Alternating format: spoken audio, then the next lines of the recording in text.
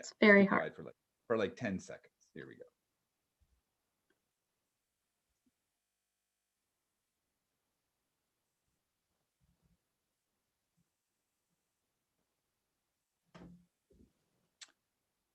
All right, here we are for our 7 p.m. session. Hey, Homa, how you doing? Haven't seen much Great. of you today. Yes, I'm doing fantastic. It's a big day. Yes, it is very newsworthy. So I know we have a little bit of a small audience right now. We're going to wait a couple of minutes. We had a earlier session today that had quite a few people who turned up, and for some reason, not sure why, this evening session did not get as many people signed up. So we'll wait for a few minutes and see if people filter in. And meantime, if you are watching us right now, thanks for coming, number one. And if you want to just say hi in the chat, that would be great, so we get a sense of who you are and where you're coming from. And yeah, we'll start here in about a minute or two. Great. This is part of our ongoing quest to guess what is the right time to do these sessions. So we try. We have obviously no idea. Yeah. This is our shot in the dark on an ongoing basis. Okay, I'm also going to start that other stream now, so give it a couple seconds. Mm-hmm. See if this works. All right, that should be going as well.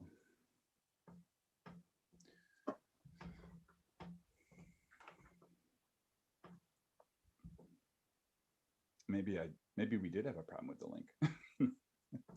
Oh, well, if Randy Zegan, well, listen, Randy Zegan was here, we're good. We can do anything now. We can start now. We can start. Randy, it's good to see you. Are you in retirement?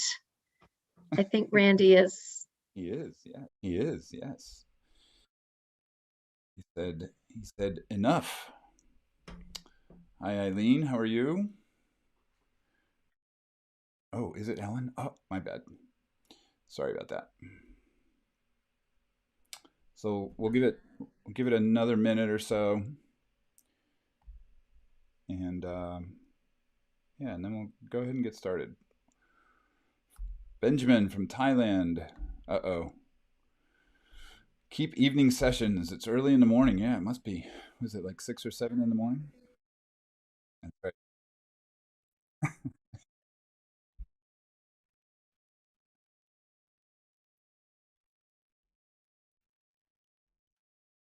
Randy's got clown faces in the chat too. So we keep forgetting there's like a 30-second delay between when we're talking to one another and what we see up on the chat. But well, what do you think, Homa? Should we go ahead and get started? Why don't we launch this second of 2 free webinars that we're doing today? Go for it.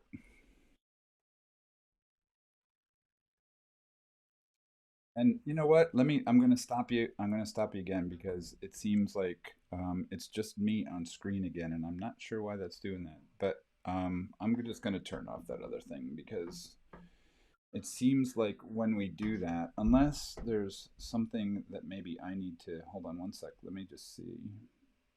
Oh, now let's try it. Let's see what happens now. Hold on. That screwed things up even more. So we just can't seem to get the technologies to work the way we want them. So anyway, okay. Oh, now I think there's like lots of screens showing up on the YouTube feed. There's something funky going on. It's like, okay, let's see. I'm going to wait. I'm looking at the feed and it looks strange. It's your YouTube. You see that? I think you're muted now. Okay, I think we're on. Okay, so hopefully this is working and people can hear. Is that working? All right, let's give it a shot. Someone tell if it's working, but I think it is. Okay, good. So Welcome everyone to this free webinar from the Big Questions Institute on storytelling for school change. We are really excited to launch. This is a new offering representing a lot of our, sort of a culmination in a lot of our thinking. Story is one of the 5 lenses that we have been researching, talking about, thinking about, and we find that storytelling, well, I'm going to talk about why story. It is such an important component to every element of school change. So let's talk a little bit about where we're going to go in this webinar. So we think that it's going to be really hard to write and tell the news stories of change without following this sort of sequence of these C's. And they essentially revolve around the context that we're living. We must acknowledge what is going on in the wider world, what is going on both zooming out to the wider world and zooming into our local community and educational contexts. We're going to talk about that. It's really vital to get some coherence around what we believe and what we're living. And without coherence, it's hard to sort of articulate the story. That we have to be current. That's what we mean by currency. We need to be current in our view of what is happening in education in the world, what is driving the stories. That helps with clarity. We need to be clear in our convictions. We need to be clear in our articulation of what we believe, what we stand for, what our story is, and then finally demonstrate that through commitment. And so we're going to sort of unfold this as a story that we will share with you. So first, we think it is really important to ground this conversation, this exploration in why. Why is story so important? So I love Where the Wild Things Are as a sort of a story that I read all the time to my kids. I think I have it pretty much memorized. And when we were thinking about, what does it look like when we talk about embarking on this theme of storytelling for school change, this image came to mind. And there's something sort of magical, I think, every time we talk about story. It activates the imagination. It activates the sense of, I think, comfort in stories. It is part of what helps humanize us. And I think even sort of softening the hard edges of life, of the crisis we're living through, of hard decision making. So that's part of sort of the beauty of embarking on school change through a lens of storytelling. And the fact is that everyone has a story. It is easier to understand someone when we know their story. This is a page out of the Barefoot Book of Children of the World, which is a book that I have worked on and worked with, and it's very near and dear to me. And so everything we do tells a story as school leaders, as school actors in the educational process. And so when we stop to appreciate that, I think there's power in it. And then furthermore, story is a key to lots of other things, such as meaning making. So, if stories are really patterns of sense making, they're patterns of information that all humans use.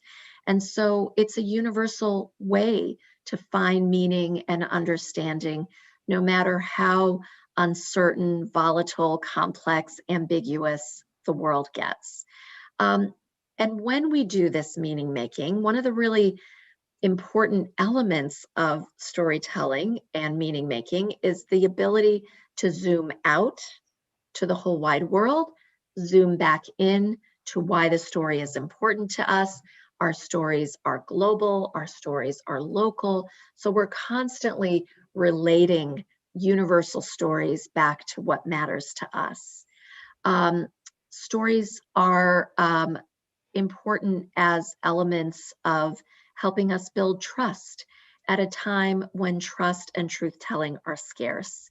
Stories are data points. I think about a lot of times, and particularly right now when the jury verdict in the George Floyd murder has just come out, um, assigning Derek Chauvin as guilty on all 3 counts. This is such a historic moment that we are currently in. I feel like we have to acknowledge that right now. It's hard to move forward. It's not that justice is we have achieved justice necessarily, but I'd say we're achieving accountability. But in that context, we saw over the last summer of 2020 this outpouring of stories through Instagram accounts all over the world, where particularly Black at Instagram accounts, Black students in predominantly white institutions told their stories in those Instagram accounts. I see each one of those stories as a data point. So when schools want to go back and study, what's going on, look at those stories. Those are your data. Start with those. Listen to those stories. And we're going to talk a little bit more about that theme. And then finally, stories are a profound way to build empathy. So it helps us to understand what other people are experiencing. It helps us see another cultural lens, another experiential lens, and that kind of empathy. We know that design thinking and innovation are kicked off with empathy. We know that so many important learning processes start with empathy, and really, what better way to get to that point than listening and hearing and telling our stories? So all of that sort of makes a case for story. I don't even know if we really needed to make the case. I think people get it, but it's important to set that up. And we want to take a moment, we'll see if this technology works, to ask you, what has your story been? So in about a word or two, how would you capture your story of the last 14 months?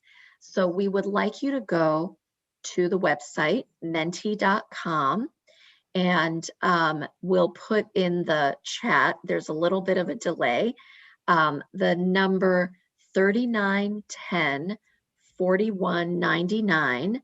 That is the code for our Mentimeter. And we want to see what story is built as you begin to share your keywords in the story. So maybe, I don't know, I will. I already put it in there. Oh, So. great. Okay. So 3910 4199, that is where you put your few words of story. And then if you go to bit.ly/BQI Story Cloud, and it might be a little complicated for Will to change screens on YouTube. I don't know if that's No, possible. I actually got it, I think. Oh, good. Yep. So we can look at the stories, or at Okay, least there we look at the go. words. Here it is. Okay. So let's see what emerges out of this. I don't know why that question mark is coming up like that, but anyway. So stories of closure and emergence. Okay. What else? And it does take a little bit of thought. Like there is a little bit of a delay on this, I think, because it's not that easy. Okay, here they come. Stretched, challenging, creative, reflective, emergence. Held together, like barely held together, nomadic. I know a lot of people who are living very nomadic right now. Serendipity, that's an interesting one. I would definitely say in our work, we have experienced some serendipity. This was not the way we imagined our work and our business would be going. paradigm shift. And what I noticed, there isn't really one word that is standing out much bigger in this group. Sometimes there is. So it sort of looks like a, kind of a very wide distribution of stories and words. So that's great. Thank you. And just kind of keep checking back with BQI Story Cloud. So we want to take a moment and just sort of honor your questions. Every time we do a workshop, we ask people who register, what are your big questions as they relate to this theme? And we have compiled thousands and thousands of questions. We have like a treasure trove of questions. And here are some of the questions that were submitted for this session. And a few of them that kind of stood out and were repeated a few more times included questions like, how does the school tell the stories of racial justice in a way that leads to change? A lot of people are interested in that question. They're interested in not being performative. A performative story feels so inauthentic. Another question that's a short one that does keep coming through, what happens when there are competing narratives? And we're going to talk a little bit about that as well. But we just want to sort of hold this space for the questions that you've been bringing, because they really have been powerful. So we're going to move into those C's that we started with. And the first one that we were talking about was contexts, and the idea that we have to understand the contexts that are happening around us, and both the macro context and the micro contexts. And so let's talk a little bit about the fact that right now we are in between stories. We are in a moment when basically the old stories, the old kind of traditional ways that we think about things in the world, not just in education, but in many of our institutions in terms of business and media and politics and even medicine, a lot of those stories are beginning to break, and a lot of them are beginning to change because of the moment that we're in, but because there've been a lot of forces that have been building up over time. And we kind of look at the pandemic as a bit of a tipping point, and we'll talk about that in a second.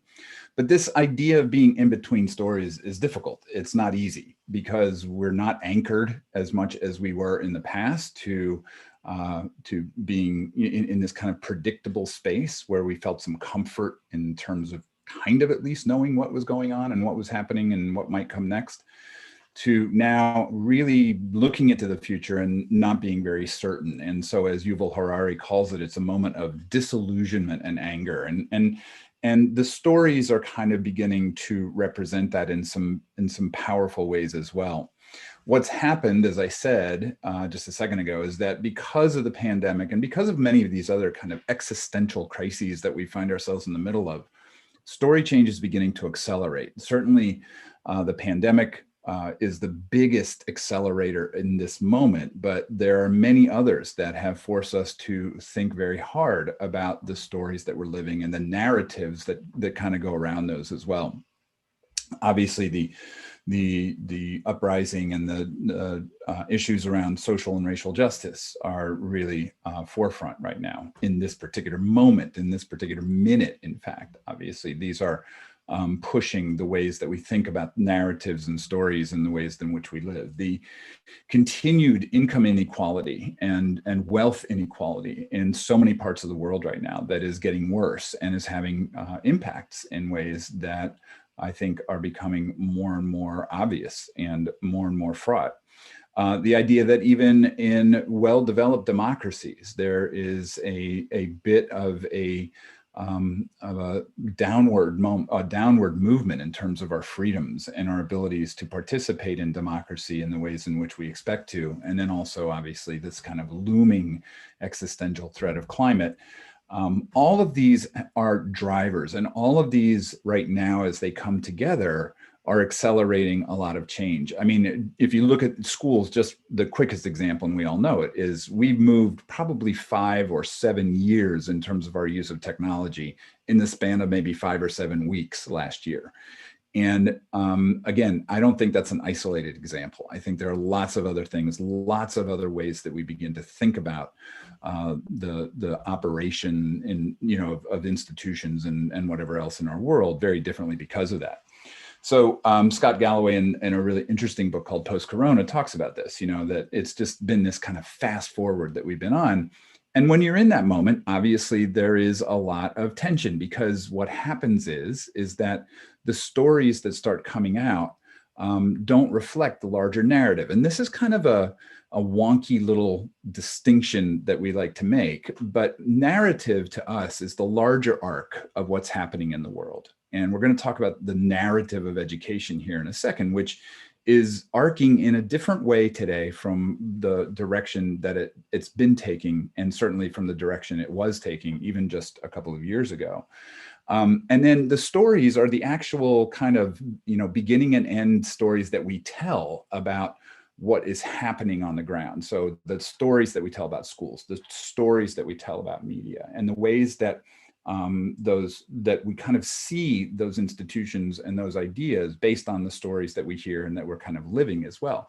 When the stories don't match the narrative, you get a lot of tension. And so that's what's happening in lots of spaces, and it's certainly happening in education. It's just really obvious right now that this is a pretty tense moment in education. And you see it in articles like the one that came out in the Atlantic last month.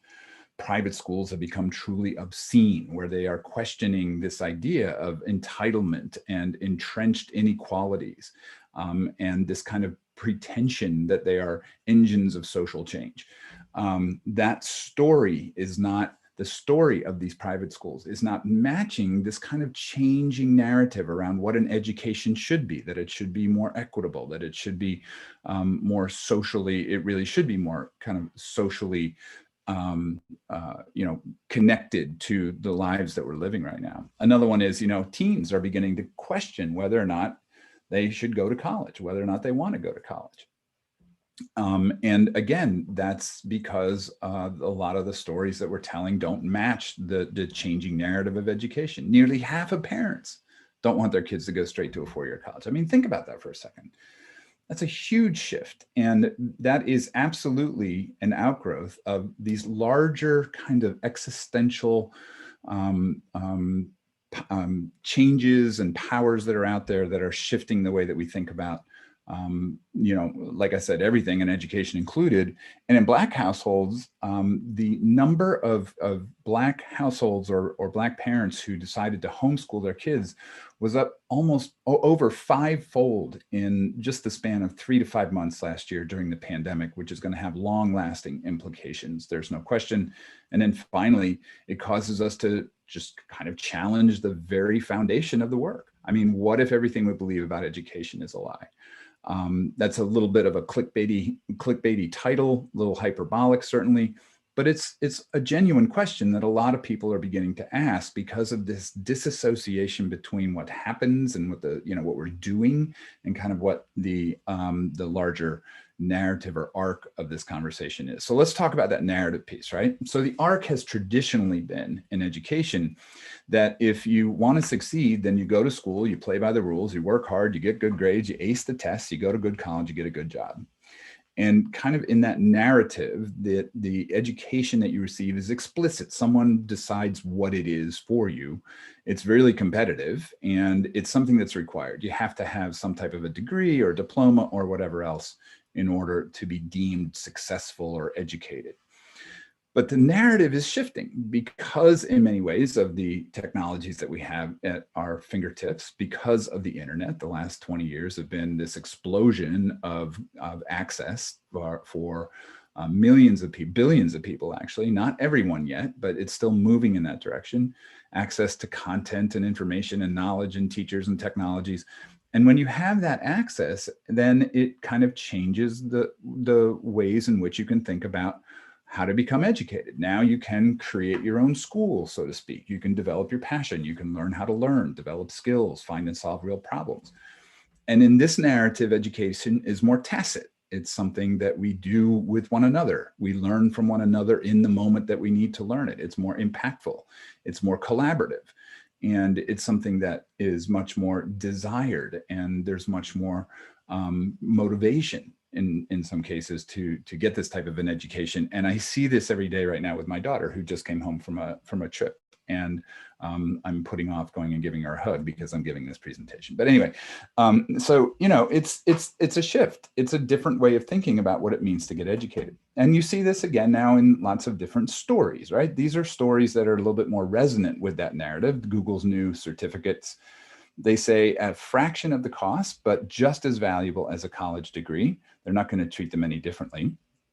Coursera and other places have literally tens of thousands of courses online. We know some folks in our BQI community that are taking courses, and they've been talking about the value of those courses, and actually they're pretty good. And if you are self-directed and you want to learn more about something, you can do that. It's pretty powerful. When you look at the credentials now that are coming out, it's not just a high school degree or just a college degree. A couple months ago, Credential Engine counted almost 1 million unique credentials in the United States alone. 1 million unique credentials. And there wouldn't be 1 million unique credentials floating around out there if people weren't finding value in those, and if people weren't finding ways to achieve those. That is always the question with these new credentials, is how do you validate them? How do you make sure that they represent something of value? But that's a problem to be solved, and that's a problem that is being solved in many ways now, in many different parts in many different ways in a learning context. And then you look kind of on a national scale, and we like to roll out Taiwan all the time when we talk about changing narratives, right? Because the narrative used to be competition, but now it's competency. And so when you start reading about the ways in which Taiwan wants to think about education and the story that Taiwan wants to tell, it's more about education for global citizenry, intrinsic rather than extrinsic motivation. Students design their own curriculum, teachers as co-learners, well-being of students, and innovation. They think that basically the focus of education should be sustainability, inclusion, and innovation. That's the rough consensus across generations of what lifelong learner focus should be on. And by the way, they know this because they asked, because they went out into their community and they said, what do you think an education should be? What do you think that we should be preparing kids for, and how we should be preparing them? And those are the answers that they got. So there's this distinction between the larger kind of arc of the way we think about education, how that's changing. And if our stories don't begin to change, and if we keep telling traditional stories in this moment of a non-traditional arc that's happening, that's where you get this tension. And that's where we are right now, I think, without a question. Yeah, and I had this idea while you were speaking, Will, how understanding these contexts, this larger arc of the narrative, is a little bit like, as a writer, you become a really good listener. You become a really good observer of other stories because you're constantly thinking about the stories that you want to tell. And that's a little bit of sort of what we're asking, and we're sort of stating that for teachers and leaders, in order to understand stories, you need to kind of be a better listener and watcher and observer of all these contexts. And then, so the next C is about coherence. So to tell your story, you need coherence around your beliefs, your values, and your commitments to children. If your story is not coherent with what you're believing, it doesn't ring true. It feels pretty empty. And I think that's where a lot of disillusion comes in. I think that's where a lot of sort of, maybe it feels like false promises. It feels like disconnection. And so we need to do a better job with that coherence. And we have really been thinking hard about this, and we think a lot of that coherence can be achieved by not leading with answers, but leading with questions. So we, this idea sort of culminated with our writing this book on the 9 big questions that schools must answer to avoid going back to normal, because normal wasn't that great to begin with. And it is a free download. If you haven't already picked it up, here's the link, bit.ly/BQI9 ebook. And our goal is to give this away. We want as many people to read this book, to discuss it with their colleagues. It is happening around the world. It's sort of magical to see how many people are reading this with their staff and really going through the questions and really doing some truth telling around that. It's not easy. So here are the questions that we discuss, and we kick it off with what is sacred. And the idea that we want change to happen, we don't want to go back to normal, but we're also not saying throw everything away. We're not saying your school is bad. We're saying take honest stock of what matters. Have that conversation, as difficult as it is actually a liberating conversation to have among staff. What is sacred to you? What matters to you? That is in itself the beginning of the excavation of individual stories. What is sacred to them? And then we proceed with other questions that each one is really vital to us. What is learning? Do you have a shared definition of learning? Where is the power? This is a question that is rarely asked in school settings, but it is ever present, including for students. Do students have power and agency? We're not just talking about power among adults. Why do we fill in the blanks? So many things that we do may not really make sense that much anymore. Who is unheard? That's a critical question. We're going to go into just a little more detail on that one. That really goes to the heart of equity. Are we literate? You know, there are so many new literacies, including digital literacies, that really define the skills of the 21st century. And our schools are still really not sort of focusing on those new literacies as our students clearly need. Are we okay? This centers wellness. And if I think one other lesson we've learned through the pandemic is that we cannot detach individual well-being with performance, with what our goals of our school are. That's a huge incoherence if we do. Are we connected? So we're plugged in. We may not be connected globally, connected with each other. Connection is such a vital theme. And then finally, what's next? So sort of bookending with looking at what's sacred and then looking forward with fearless inquiry, doing some work on, we are really into doing work around futures thinking, scenario planning for the future. We have to face the future moving forward. So just taking one of the questions, because it is particularly relevant to storytelling, we have to ask not just why do we tell the story, not just what goes in the story, but who belongs in the story and who is unheard. So this is an idea partially taken from the work of Dr. Beverly Daniel Tatum, who has described how often it feels a little bit like, imagine you're with a group of friends, you take a selfie. What's the first thing you do after you take that picture? You go look at that picture in your camera and you want to find yourself. You want to see how you turned out in that picture.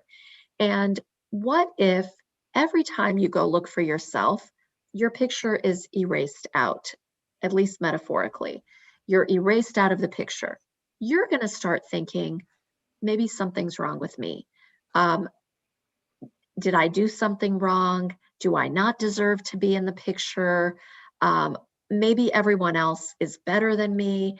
This is what is happening every day to differently abled, LGBTQ, Black and Brown children, oftentimes immigrant children, marginalized students who are often left out of the story. And it has created a great, great crisis among schools, in our larger society.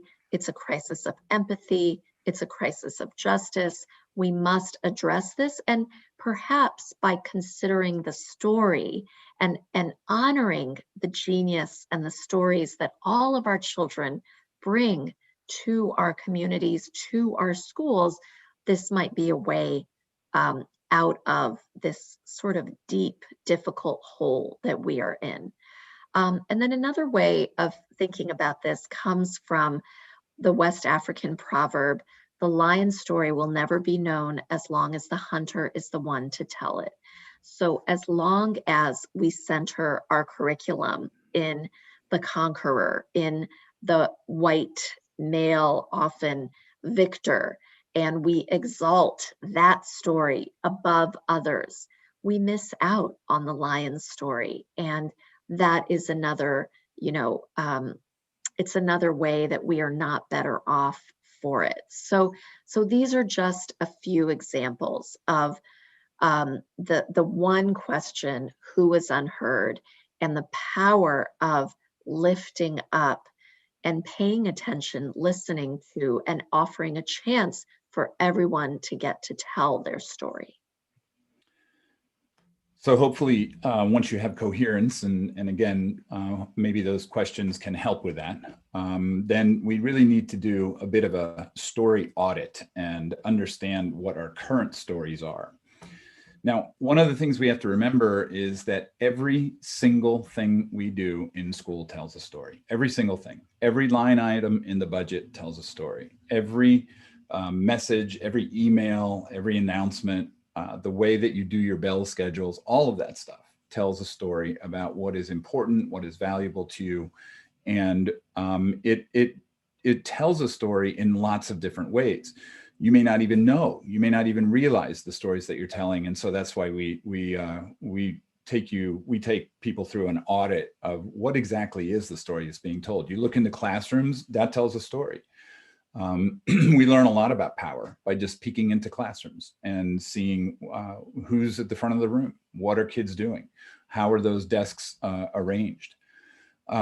You tell your story when you send out an email, like my principal did here when my kid was my son was a senior in high school, and the back to school email came through, and most back to school emails probably said something like, "We've missed you. We can't wait to see you. This is going to be such a great year. Here are all the wonderful things we have planned for you." But instead, the message in the very first email, which was pretty short and to the point, was, "We're looking forward to starting the school year off on the right foot, so be sure to review the dress code policy." And that definitely tells a story right there.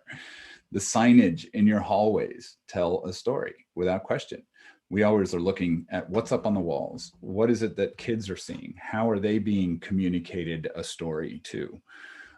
What's out on your athletic fields? Do you have that multi-million-dollar Jumbotron? That certainly tells a story as to what it is that's important to you and what you value. It tells a story, basically the way that you reacted to this forced transition of school to an online environment. A lot of schools decided we're going to just keep on doing school. We're just going to try to replicate what we've been doing face-to-face and put it online in Zoom sessions. Some schools actually had like Zoom bells and things like that. I mean, that tells a story in terms of certainly what you find valuable, and also your ability to kind of roll with the punches and to shift a little bit. The idea of having a gender neutral bathroom. I mean, that tells a story. And we talked to someone the other day who said his students came up and they said, "This is something we think we need." And so they begin to build it. That's an interesting story. The stories of your students who are helping one another score, get as high score as possible on various tests, in this case, the IB test. And then also how students help one another, kind of console one another when they don't reach those aspirational test scores, and what to do about that. That tells a story. And then finally, when you look in the newspaper or in even in-house publications, and you see maps and lists of kids and everywhere that they've been accepted into college, that certainly is a story, especially for the little box in the bottom left-hand corner for other. I mean, I think that's just really interesting language, number one, But, you know, poor Hannah Lowe, who is the only undecided kid in the entire school, doesn't know what she wants to do. I mean, that pretty much tells the story, but you also understand too that that is the story in most cases that realtors are telling about your particular school, particularly public schools, obviously. But, you know, these are all the stories that are emanating from everything that you do. And in many cases, it just is worth the time to sit back and say, yeah, we need to figure out what stories are already being told and who's telling them. You can't really move forward into new stories until you know what the old stories are. And then finally, we need to have clarity about where we want our stories to take us. What is our personal narrative in our schools? What is it? What is that aspirational story that we want to pull from our day-to-day experience to really promote, to support in our community so that we can move toward that as a vision for the entire school. I think this is really interesting. This was 62 years ago, and I won't tell you why I know the exact date, but this was at the Chicago World's Fair. And basically, this was the vision for education in the future. And isn't this interesting? The idea that, you know, teaching would be by means of sound movies and mechanical tabulating machines. Pupils would record attendance, answer questions by push buttons. Special machines would be geared to individual students so they could advance as rapidly as their abilities warranted. Personalized learning, anyone? Progress records also kept by machine, etc. I mean, you look at this picture, and that's kind of what happened to most schools last year, isn't it? Very. Yeah, I know, right? And except for the, you know, the guy in the helicopter in the background there, I mean, this is a really interesting 60-year-old prediction that seems to almost have come true in the last couple of years. And I wonder, is this the future that we would have written back then? Is this the future that we would have wanted back then? I think that's the thing right now, right? We have this moment to determine what future do we want to write? What stories do we want to tell 10, 20, 30 years down the road? And that's why this is so important. And that's why storytelling right now, the way we think about it, is a crucial part of how we move forward. Yeah, so when we think about, is that the future that we would have written? The reality is that I think we're all so busy in, you know, kind of catching up to all that we have to do that we don't really think too far into the future in a sort of systematic, coherent, sort of scientific way, even though we could. It is possible to do that, and it's not even that complicated. So we really have latched on to this idea, this possibility of writing the history of the future. And that essentially means that, let's say, as a team, you think about what are we going to look like in 2040? And if we're going to write about 2040 and we would project out what is happening, how did we get there? It allows us to, that's part of fearless inquiry, asking hard questions and facing different extremes of different possibilities and scenarios and thinking through, okay, if this happens, then maybe this happens, and then next is that. And it maybe gets you to a picture like what we just showed 60 years out into the future that is not that far off. And so more and more, we're encouraging educators to embark on this process. And to get there, we have developed a framework. It goes with sort of, again, part of this kind of natural unfoldment of a lot of the work that we've been doing. And we think of the new 3 R's, and they are starting with reflection on the past, and taking time to do an honest reflection, both of my individual experience, of my community, and of the school's experience. So starting with a fair amount of time and honesty around reflection. Next, if that is the past, then we pause and we stay in the present. And in the present, that is an opportunity for a reset. And this is where I think that we start with the 9 questions that we've outlined. So we start with what is sacred, And in the metaphor of the pandemic as a portal, it is thinking about what do we carry through with us to the other side of the portal of the pandemic? And that allows us to think through sort of a productive reset. So, past, present, and then the future is an opportunity to reinvent. And that is where the fearless inquiry comes in, that writing a history of the future. And all of this comes together. We have developed a sort of wonky model that you'll find in the 9 Questions book, um, where these 4 intersecting circles, the core of the circles are the 3 actors, the individuals, the institutions, and the community. And they're anchored in these questions of reflecting on who are we now, and then eventually getting to the reinvention of what might we become. And as we examine who we are, we examine our purpose as individuals, we redefine our roles as individuals, as institutions, we interrogate our relevance, and then, as we look to the future, we redefine our roles as individuals, and we think about reinventing school as institutions. And it is marked by truth telling.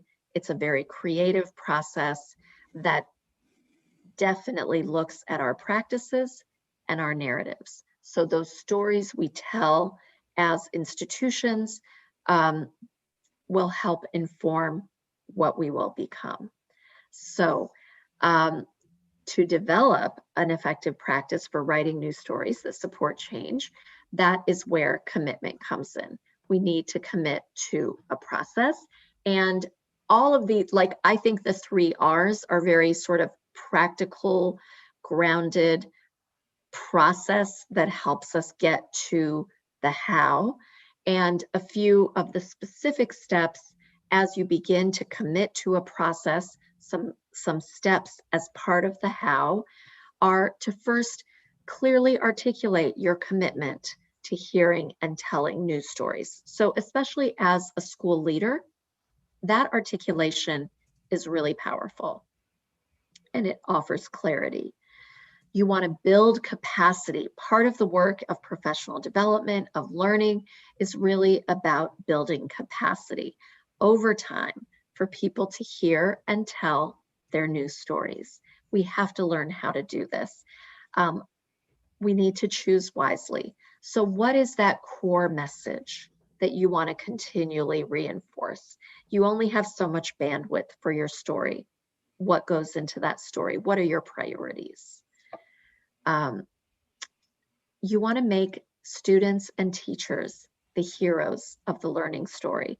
Like that hero's journey, do your students see themselves as the protagonists of this journey?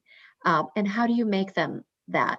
In addition, I think teachers also seeing themselves on a learning journey, it sort of creates this sort of something that's really important to me is sort of a humble posture of learning. I'm not coming in with the answers. I do want to be the protagonist of my story though. So it's constantly unfolding. And then finally, know your audience. So what are the fears in your community? What are the hopes? And how do you anchor your story to what people really care about? So it's a lot, and we hope to sort of continually be learning with our BQI community. We are offering a 2-day deep dive on storytelling for school change, where you will go into some of the process and begin to write your story and kind of anchor it in what is most important to you. So we're going to offer it once in May, and then we're going to offer it again in August. And we would love to have you join us. If you are coming from a school or a district that does not have budget for your tuition for this, please let us know. We never want cost to be prohibitive. That's partly why we try to give as much as we can away. But we would love to have as many of you join us to kind of embark on this journey of storytelling. So we have a little bit of time. We want to take a few questions, and Will, I don't know if you've been checking, I think you've been monitoring the chat on YouTube. I have, Are there yes. some questions do you want to take one of the questions right now? Sure. Well, Benjamin asked, what about the futures, plural, of education, which I think is a great question, a great point. And I actually in the chat posted a link to a piece that I posted to Intrepid Ed News recently about that we do have to start thinking about many different futures. And we're not at all suggesting, by the way, and I think Homa may have mentioned this too, but we're not at all suggesting that there is one vision here, that there is one path forward. There's not. And that's why we start with questions. We don't suggest that there are answers that are going to be similar, from school to school, nor do we want schools to be standardized in any way. But we do think that if we have conversations around what is sacred, if we do define what is learning, if we look at the stories that we're telling and all of that, it'll give us a better chance to figure out what's right for our kids and for our communities. A lot of that stuff is hopefully going to be similar, but I think you're seeing on the edges right now, there are a lot of futures of schools popping up on the edges.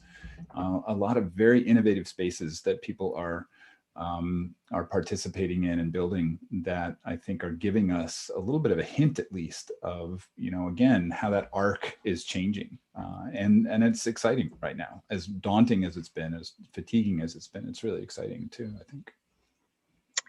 Yeah. You want to talk a little bit more about reset and what that looks like, Homa? That's a question. Yeah, I was going to take Ellen. Ellen asked a question. Let me just do this one real quick. Ellen asked earlier, aren't private schools somewhat more free to explore these questions? I would imagine accountability to local government oversight would make this process much more challenging. Yes, I agree. And Ellen, I noticed earlier in the chat, you pointed out, we did share the Atlantic article about, Are Private Schools Truly Obscene? That had to do with the excesses. And so we are never, there's no indictment on anybody. Every system needs to be rethought and re-looked at. But yes, I do think private schools have more freedom. We work with a lot of independent schools and independent international schools. And it is exciting because we are seeing a lot of leadership taking the 9 questions, the 5 lenses that we're using. They're developing strategic plans around sort of alternative visions of the future that are rooted in justice and equity, that are rooted in sort of new literacies, in the freedom to learn. So it is exciting. I don't think it is limited to independent schools, but certainly there are fewer restrictions. So absolutely, that is very true. So definitely. So yeah, and Charlie, yeah. the reset piece of it, right? So reset really is kind of that portal moment for us. It's where you've kind of looked backwards and you've tried to ask that question: who are we now? How have we changed? What's important to us? What are the things that we want to focus in on? And then when you reset, you make decisions about what you leave behind and what you carry forward. You change the starting point, that you do the work to then think about the future. A lot of schools left some stuff behind last year because they had to. And now the question is, are they going to bring it back, or are they going to keep it back there? Just let it, kind of sit by the wayside as they begin to think about education differently.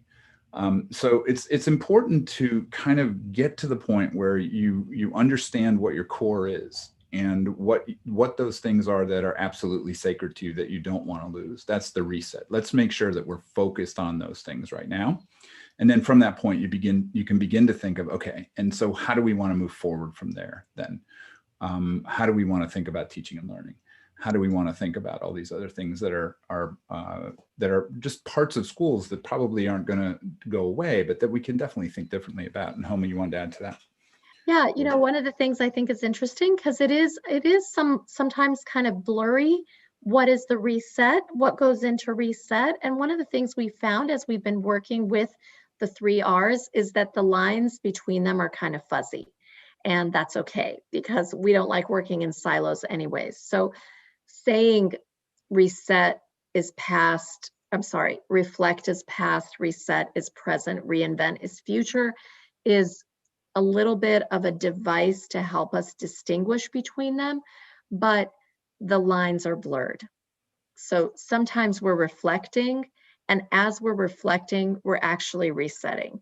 As we're resetting, we're actually reinventing. So we're trying to make it as sort of systematic as we can, but it is natural that we're kind of going from one to the other. So I think that's part of where sometimes it gets a little blurry and confusing. And then we'll answer, Kelly, just really fast, any advice for how to deal with the restrictions and still develop a new paradigm? Well, look, this is really hard. And I think what you're finding again, and one of the reasons we wrote that book is because a lot of people would just rather go back to normal. That new paradigm, quote unquote, is it's difficult. It's not only difficult to conceptualize, but then it's difficult to begin living.